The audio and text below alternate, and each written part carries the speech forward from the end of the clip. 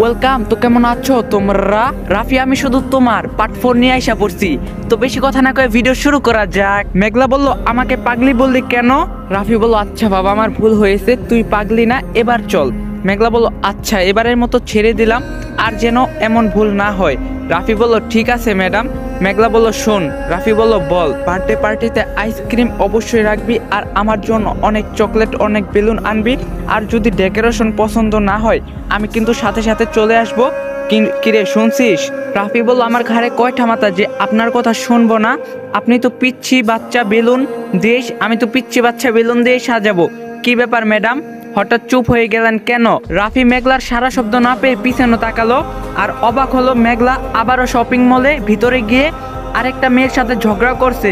রাফি তাড়াতাড়ি সেখানে গেল। রাফি বলল কি হয়েছে এখানে? মেঘলা বলল এই মেয়েটাকে একটা থাপ্পড় মার। রাফি বলল মানে কি, আমি কেন ওনাকে মারবো?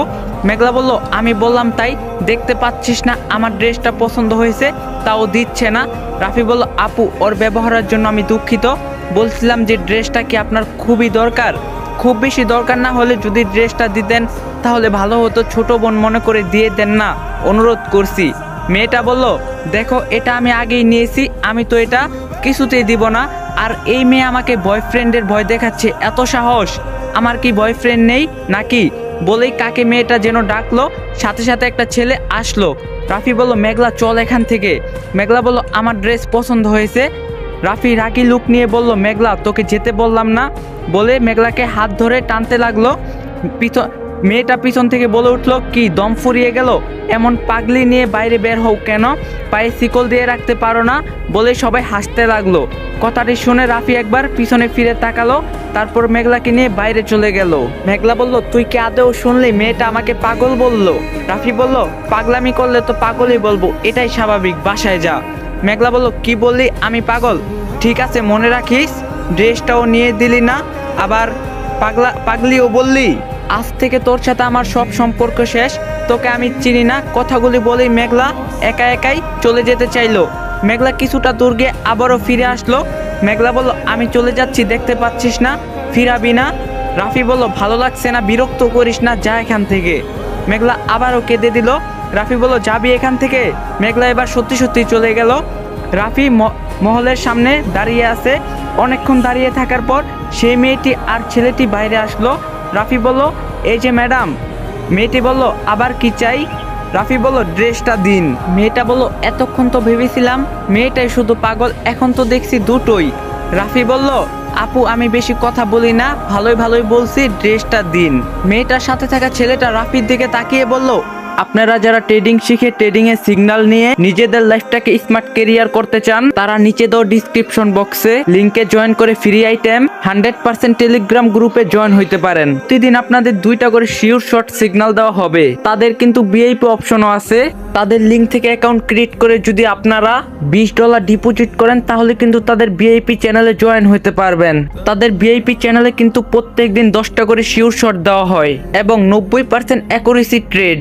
সিগন্যাল নিয়ে কাজ করতে চান এবং ট্রেডিংটা শিখতে চান, ডিসক্রিপশন বক্সে লিংক দেওয়া আছে, তাদের টেলিগ্রাম চ্যানেলে জয়েন হইতে পারেন। এই তুই আমার সামনে আমার জিএফকে ভয় দেখাস? দাঁড়া তোর মজা দেখাচ্ছি। বলেই রাফির কলারটা টেনে ধরলো। রাফি বলল আমি তো মেয়ে মানুষের গায়ে হাত দিই না, ভালোই হয়েছে তুমি আসছো, এখন দেখা যাক কার কত দম। এই কথা বলা শেষ হতে না হতে রাফি ছেলেটাকে মারতে শুরু করলো। ছেলেটা উল্টো মারার কোনো সুযোগই পেল না। রাফি মারতে মারতে এক পর্যায়ে ছেলেটার নাক মুখ দিয়ে রক্ত বের করে ফেলেছে। রাফি ছেলেটাকে ছেড়ে দিল। আশেপাশে লোকজন জড়ো হয়ে গেল। ততক্ষণে মেয়েটা ফোন করে আরো কয়েকটা ছেলেকে ডেকে আনলো, কিন্তু ডেকে আনা ছেলেগুলোর মধ্যে থেকে একজন এগিয়ে এসে অবাক হয়ে বলল রাফি তুই? নামটা শুনে মার খাওয়া ছেলেটাও চমকে উঠলো। মার খাওয়া ছেলেটা ভয়ে ভয়ে বলল ভাই তুই ওনার কি নাম বললি? লোকটি বলল দুনিয়ায় আর কাউকে পেলি না? আমি তো ভাবতেই পারছি না রাফিকে মারার জন্য তোরা আমাদেরকে ডেকে এনেছিস। আরে রাফি ছোট তো কি হয়েছে? এই রাফিকে তো সিনিয়র জুনিয়র সবাই ভয় পেয়ে চলে। পুচকে ছেলের যে তেজ, সবাই তো তার নাম শুনেই সরে পড়ে। তুই মারামারি করছিস, আজব ব্যাপার। আর খাওয়া ছেলেটি বলল তাহলে ইনি সেই রাফি? রাফি বলল না আমি রাফি না, আমার কোনো এজেন্ট পরিচয় নেই। বলেই মেয়েটার হাত থেকে ড্রেসটা একটানে নিয়ে নিল রাফি। রাফি বলল আমি জানি এটা অন্যায়, কিন্তু আমার সাথে যে মেয়েটা ছিল ওর কোনো ইচ্ছা আমি আজ পর্যন্ত অপূর্ণ রাখিনি। তাই এটাও রাখতে পারবো না, ক্ষমা করবেন আপু। আর আপনারা বাড়াবাড়ি করলেন বলেই ভাই মার খেলো, তা না হলে আমি রাফি সবার সামনে মারামারি করি না বলেই রাফি চলে গেল। মেয়েটা বলল, কে ছেলেটি? ছেলেটি বলল, অল্পের জন্য বেঁচে গেছি।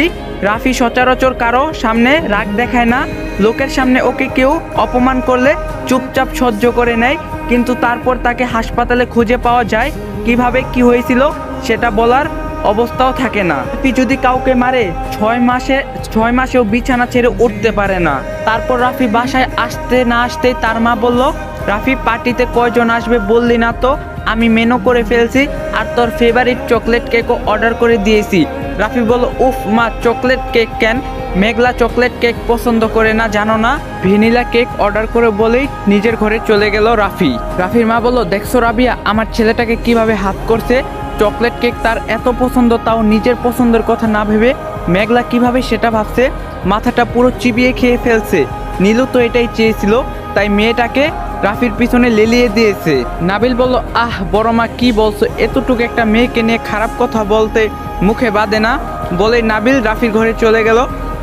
রাফি নাবিলকে আসতে দেখেই বলল, মেঘলাকে নিয়ে নালিশ করছে তাই না? নাবিল বলল, ওকে নাকি অপমান করছিস, একটা ড্রেস চেয়েছিল সেটাও নাকি দিস নি। রাফি বলল, ওই যে ড্রেসটা। নাবিল বলল, বাহ, এনেছিস, তাহলে ফোন করে বলে দেই। রাফি বলল, না, ওটা ওকে দিব না। নাবিল বলল, মানে কি দিবি না? তাহলে আনলি কেন? রাফি বলল, ওর পছন্দের জিনিসগুলো আমার কাছে রাখবো তাই এনেছি, ওকে বলিস না আমি এটা এনেছি। নাবিল বলল, তুই একটা আজব মানুষ, তুই ওকে ভালোবাসিস না? রাফি বলল, কোনো সন্দেহ আছে? নাবিল বলল, বলিস না কেন? রাফি বলল, আমি মেঘলার প্রতি এমনি বিগড়ে গেছি, ও যদি জানতে পারে আমি ওর প্রতি দুর্বল, ও কোনোদিনও ঠিক হবে না। ও আদর পেতে পেতে গোলায় যায়, যতটুক ঠিক আছে আমার ভয় আছে, যদি জানে আমি ওকে ভালোবাসি ও খুন করতেও ভয় পাবে না। নাবিল বলল, তা অবশ্য ঠিক বলছিস, কিন্তু আমি ভাবছি এই ভালো করার চক্করে কবে যে দেখবি ও অন্য কারো হয়ে গেছে। রাফি বলল, হোক না, সমস্যা কি? আমার যখন সময় হবে আমার কাছে ঠিকই নিয়ে আসবো। নাবিল বলল, সময়টা কবে হবে? 2 বাচ্চার মা হওয়ার পরে। রাফি বলল, হোক, আমার আপত্তি নেই, বউয়ের সাথে বাচ্চাও ফিরে পাবো, ভালোই হবে বলে হেসে উঠলো রাফি আর নাবিল। 4 দিন চলে গেছে, মেঘলা রাফিকে ফোন করেনি। রাফি নাবিল দুজনে অনেকবার ফোন করছে, কিন্তু ফোন সুইচ অফ। সন্ধ্যায় রাফি নিজেই হোস্টেলে গেল, কিন্তু সেখানে গিয়ে জানতে পারলো মেঘলা 4 দিন হোস্টেলে ফিরেনি। কথাটি শুনে রাফির মাথা খারাপ হয়ে গেল। যত জায়গা খোঁজা সম্ভব সব জায়গায় খুঁজছে, মেঘলাকে পাওয়া গেল না। রাত 11টা বাজে, মেঘলার কোনো পাত্তাও নেই। রাফি বলল, এখন কি করব নাবিল? বাসায় জানাবো, পুলিশকে খবর দিতে হবে? হবে তো। নাবিল বলল, কিন্তু ফুপুমনি জানলে তো সমস্যা, মেঘলাকে এমনিতে এখানে রাখতে চায় না, আর পুলিশে খবর দিবি, পরে দেখবি কোনো বান্ধবীর বাসায় তিনি। রাফি বলল, বান্ধবীদের তো চিনি না, কি যে করব, এত প্যারা দেয় আর ভালো লাগে না, যেদিন আমি থাকবো না সেদিন বুঝবে। কিছুক্ষণ পর মেঘলার ফোন থেকে ফোন আসলো। রাফি ফোন ধরেই বলল, কই তুই? মেঘলা বলল, ভাইয়া তাড়াতাড়ি কলেজের পিছনে নদীর পাড়ে আয়, আমি এখানেই আছি। রাফি বলল, এত রাতে তুই ওখানে কি করছিস? মেঘলা বলল, তুই তাড়াতাড়ি আয় বলে ফোনটা কেটে দিল। রাফি তাড়াতাড়ি সেখানে গিয়ে আশেপাশে দেখলো কেউ নেই, চারদিকে অন্ধকার, দূরে একটা মোমবাতি মিটমিট করে জ্বলছে। রাফি সেদিকে গেল, গিয়ে অবাক হলো, ঘুটঘুটে অন্ধকারে মেঘলা একটা মোমবাতি জ্বালিয়ে বসে আছে। মোমবাতি যেন না নিবে তার জন্য প্রাণপণ চেষ্টা করছে। একটা কেকও আছে পাশে। রাফি বলল, এসব কি মেঘলা? মেঘলা বলল, দেখ তোর ফেভারিট চকলেট কেক। রাফি বলল, আমি জিজ্ঞাসা করলাম এত রাতে তুই এখানে কেন? মেঘলা বলল, আজ তোর জন্মদিন তাই।